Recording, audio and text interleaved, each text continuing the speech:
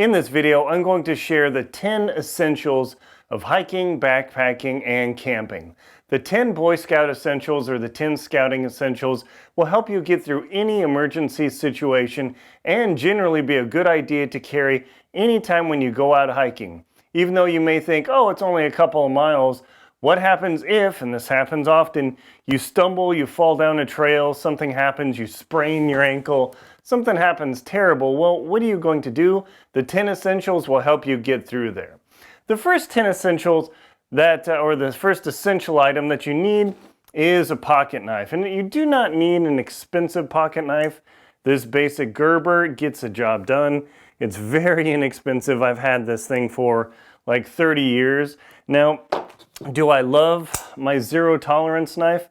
Heck yeah, that thing is awesome. However, do you need to spend a couple $100s on a graphite EL Max knife? No, the Gerber will do just fine. Plus, I would say it's much lighter. The second item that you need is your first aid kit. The first aid kit is pretty simple. You can literally get them at any big box store, any outdoor sporting good retailer, even your local grocery store will have them. Some basic first aid materials, a whistle, and Band-Aids, and tweezers, and a few other things.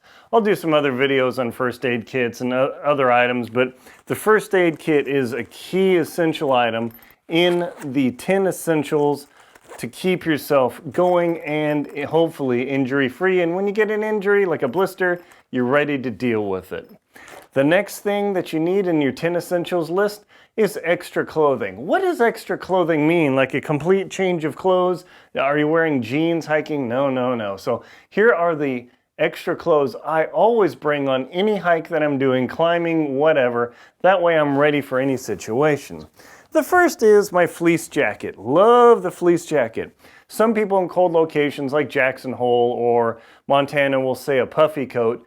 But what happens when it rains and it dumps and you get absolutely drenched and your puffy coat gets drenched? Yeah, you're gonna freeze. So instead I prefer a fleece jacket. I mean, this is just an inexpensive Columbia jacket that I simply carry with me at all times. That way if I get hung out or the clouds come in and I start freezing, this is an excellent item to have. And the next item are my headband and my wind hat. This headband and my wind hat, I've had these for, again, like 20 plus years. This keeps the wind off my ears, which is huge, and my warm hat makes a big difference. They're both wind proof or wind resistant, however they say it now. Man, these are a critical essential item for me going out because this can make a 20-degree difference in my experience. I also bring a buff. These are very popular, maybe popularized by Survivor Man. Highly versatile. Cover up your neck, keep the sun off, cover your ears, make a hat, just about anything. I mean, they're super, super nice, so it's definitely well worth having. This buff is highly versatile. I also bring a thin pair of liner gloves because, boy, when it's freezing and all of a sudden the temperature collapses, and that happens in the mountains more often than you might think, a thin pair of liner gloves can make all the difference. By the way, I will put links below to all these items that I discuss here. And I'm not sponsored by any of these people or companies, full disclosure. And also, I also bring my right socks, an extra pair of socks, because you never know if somehow your boots get soaked, something goes wrong. An extra pair of socks can make a huge difference, especially if you get caught out unexpectedly. The socks, whoo-hoo, yeah, love it, and the gloves. So those are my extra clothing items. The next thing on the 10 essential list, rain gear. Yes, I live in the Northwest, and it's probably raining and blowing today. Rain gear, super essential. You do not need a crazy parka, Gore-Tex, whatever, just something light. Even if you buy one of those inexpensive Coleman packable ponchos just to put over yourself, because it's not only just keeps the rain off, but I use this as an extra layer in addition to my extra clothing. If it really gets cold, I've had that happen where it's 95 degrees, I'm sweating up a storm, but as soon as the sun dips behind the mountains, again, this Rain jacket comes in super handy, but whatever you have, even if it's a couple dollar little poncho, can make the difference between surviving and not surviving and having a good time. The next 10 essential item is water storage. Of all the things that you cannot make in roughly North America without hunting or doing something dramatic, storing, well, sorry eyes, but the Nalgene bottle, a 20-ounce Gatorade bottle, anything, water storage is so important. This is not about purification or anything else, but it is very difficult, I wouldn't say impossible, but very difficult to create water storage in the natural environment in the woods if you get stuck. I'm sure some commenter will say, oh, I use gourds and whatnot in the stomach of sheep. Well, unless you have a hunting license, you can't go hunting unless it's an emergency situation. You'll probably still get a ticket. And I've never seen gourds hiking in like the Sierras on the trails. Just doesn't happen for me, or the Rockies, or yeah. So water storage and full of water is key, and this is a 10 essential item. The next are flashlights or headlamps. A headlamp or flashlight, man, you want to bring something, even if it's just a little LED pocket clip, because if something happens and you get stuck outside, oh, what happens when your phone dies in the flashlight mode? You gotta hold this and you gotta do this thing. What happens when you drop your phone or you kill your phone and batteries? A headlamp or flashlight is a big deal. If I know I'm going pretty far, I will actually bring my cheapy little backup flashlight, just because, whew, oh boy, that's bright. Because what happens if you lose or destroy or the batteries fail or whatever? If I'm going a long distance, a second backup flashlight, because when your first flashlight fails and you're backpacking and it's on day 4, what are you gonna do? It gets dark. That is a tough one to deal with. The next 10 essential item is trail food. Whatever your trail food might be, Gorp, good old raisins and peanuts, or Kind bars or Lara bars, whatever there might be. Bring whatever food you expect to use for your trail, your hiking, your backpacking, but also carry a few bars of backup.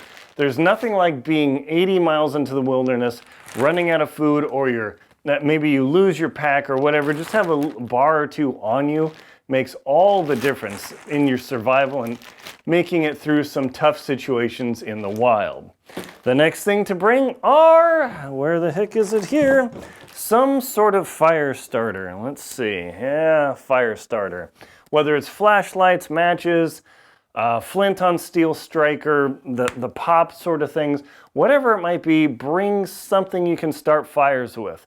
Now, I have had matches fail, I have had lighters fail, I've had pretty much everything fail. The only thing that hasn't failed is flint and steel striker. I've used that on my expeditions on Denali, Antarctica, the Arctic. Man, that flint and steel striker, no matter what the altitude, no matter what the temperature, it doesn't fail. Lighters, though, the problem with flint and steel is you got to get it going to get a flame, which then you use to start something, but the lighter, instant flame or matches. So that is a key thing. The next of the 10 essential items is sun protection. Yes, I use sunscreen all the time, but eventually I'm going to sweat my sunscreen off, and then what I'm going to do.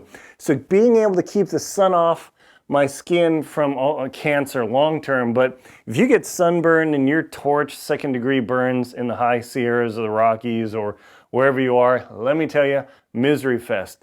Whether it's to put it backwards to protect your neck, or to protect your face, or a boonie hat to completely protect you, that is a huge thing. And the last item on the 10 essentials list for hiking, backpacking, and camping, map and compass. You want a map and compass, and more importantly, you know how to use them. If you're carrying the map and compass and you don't know how to use them, you're gonna have a problem. You don't want to go there. So I'm gonna create videos. I'm gonna put a link below to how to use a topo map and a compass.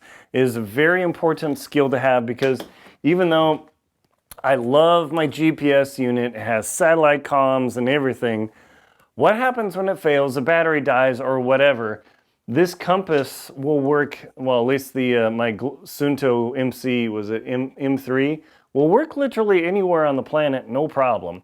If I'm on the South Pole or North Magnetic Pole or South Magnetic Pole, okay, yeah, that could be a problem, but chances are I'm not going to be there next week.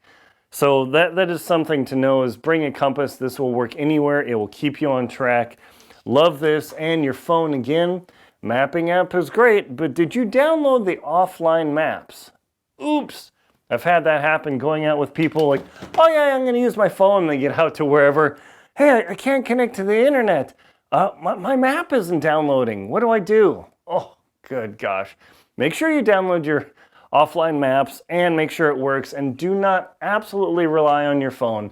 I've read in Backpacker of so many horror stories of, oh my gosh, this went wrong, my phone died, I couldn't get internet connection, I have no map. Good old boring map and compass doesn't run out of batteries, doesn't really fail, I suppose, if you break the compass and lose the map, but we'll call that a worse failure. Now, how do you carry all of this junk? Well, dun dun dun dun, a basic simple backpack. When I was working on my Jackson Hole hiking guide, this backpack is literally the backpack, you can see it's a little scuffed up, that I use to hike 500 plus miles in the summer, carrying all of this stuff, plus a couple extra water containers, extra notepads and everything. How do I deal with the jackets? I simply wrap them around my waist, rather than trying to jam them in my backpack, by putting my jacket, both my warmth jacket and my shell jacket, around my waist, plus this on my backpack. I am ready to go 10 plus miles, if not 15 or even 20 miles into the backcountry. I can take this backpack on my rim, not this backpack, but a similar size on my JanSport, on my rim to rim to rim hike on the Bright Angel Trail in the Grand Canyon for 49 miles in 24 hours. Yes, I've done the rim to rim to rim. Totally awesome. I'm not trying to laud me. I'm just trying to tell you I'm in my mid-40s and you too can do these things. So this 10 Essential kit went with me on my 49-mile hike on the rim to rim to rim. I've also done the Teton Crest Trail from end to end at the Granite Canyon start. I can't remember how, it was like 40 plus miles plus a bike back, all with this and these 10 essentials, and they kept me going. Super handy. So those 10 essentials again are the pocket knife, the first aid kit, the extra clothing, the rain gear, water storage, flashlight, trail food, matches, sun protection, map, and compass. My name is Aaron Linsdau. I'm a polar explorer and professional adventurer. Please check out links below in the description to my books, Antarctic Tears, Lost at Windy Corner, How to Keep Your Feet Warm in the Cold, the Jackson Hole Hiking Guide, the Most Crucial Knots to Know, the 2024 Total Eclipse Guides, as well as my shows World Beyond and Antarctic Tears. Thank you very much for watching. Please like, comment, and subscribe to the channel, and enjoy your hiking.